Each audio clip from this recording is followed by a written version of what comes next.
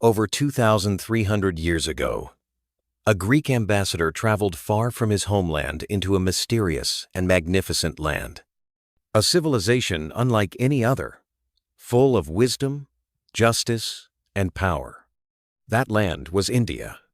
That ambassador was Magesthense. And what he saw left him in awe. Magesthense wrote, "Truth and justice are esteemed above all virtues among the Indians." In a world plagued by war and deceit, he found a people who valued honesty, where theft was rare. And happiness came not from wealth, but from contentment. They live happily because they desire nothing beyond what they possess. But it wasn't just society that impressed him. It was the soul of India. The sages, the gymnosophists, naked in the forests, but clothed in knowledge.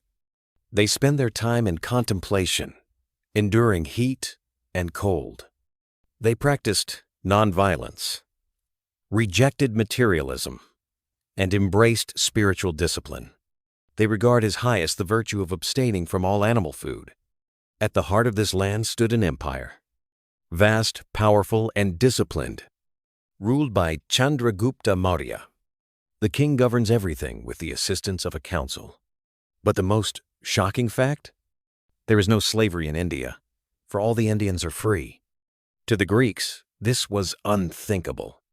Even the royal palace had its surprises. One fact that fascinated Greek audiences was the presence of female royal guards. Trained, respected, and empowered, these women protected royalty with honor. It was a cultural uniqueness that stood out in a world dominated by male warriors. Magesthense was fascinated by the structure of Indian society. The Indians are divided into 7 castes: philosophers, farmers, herdsmen, artisans, soldiers, overseers, and the counselors and assessors of the king. Writes Strabo.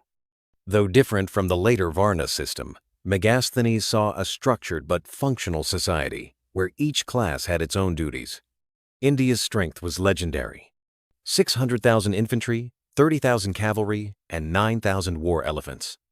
An empire defended not just by soldiers, but by elephants of war. Magesthense stood before Pataliputra, the jewel of the Mauryan Empire. A city surrounded by a wooden wall, pierced with 570 towers and 64 gates. Planned, protected, prosperous. And justice? Not by violence. No Indian is put to death. Major crimes are punished by imprisonment or fines. This was ancient India, a land of power and peace, of warriors and wise men, of truth and transcendence. Magesthense didn't just visit India. He witnessed a civilization that endures. Beauty is fleeting, but civilization, that endures.